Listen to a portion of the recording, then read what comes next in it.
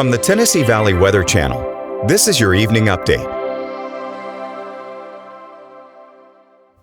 Hey folks, good evening and happy Saturday. I hope you've had a nice day so far. For a lot of us, the weather cooperated in the sense that we didn't have widespread precipitation out there. A few showers popping up there, especially south of the Tennessee River, but nothing we can't handle, that much is for sure. Really relatively low rain chances for most of us through this evening. They let go after sunset and into about 9-10 o'clock. Temperatures getting back down to the 60s through tonight. Keeping some clouds across the area, but otherwise just fine. Good sleeping weather, nothing to talk about there. So that's pretty nice there. Sunday through tomorrow, well, very similar day to today, I think is the best way to put it. We're going to have those upper 70s, lower 80s, still some scattered precipitation across the area, right? In a lot of ways, and I even said this last weekend, we're kind of like an early summer pattern where we have these pretty warm temperatures. Look in northwestern Alabama, some lower mid 80s creeping up here into the area. And we kind of have that scattered development, right? Where it's not widespread, not by any stretch of the imagination, but I do think a good handful of us will see some precipitation. That won't necessarily be all of us. So that's the pattern we're holding for the next several days, right?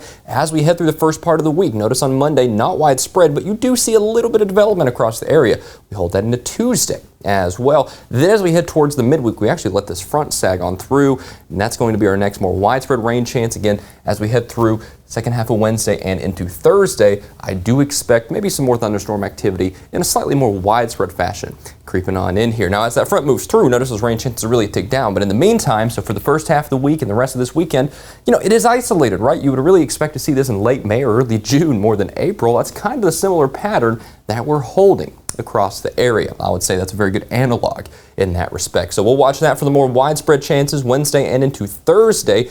Check those temperatures out, lower to mid 80s, unseasonably warm, a little warmer than average for this time of year. Lows in the 60s all throughout the week. Now, towards the end of the week and next weekend, I do think we start to see signals of letting those rain chances go, and that front moves on through, so we get those northerly winds sweeping us out of that moisture and cooling us down just a little bit. But needless to say, we're heading into late April, and this will be into May, so we're not going to be seeing those huge cold fronts sweeping through, knocking us down 20 degrees. A cool down in this sense is just going to be back down to the mid 70s, so nice weather on tap nevertheless. But in the meantime, yeah, I would keep my umbrella on hand through the week. I would say the first half of the week, not particularly high rain chances. Again, sort of just like in the summer, late spring, where we have that pop-up stuff here and there, not so widespread. Again, I think the widespread stuff is in the midweek, really towards Wednesday night, maybe even into Thursday as well.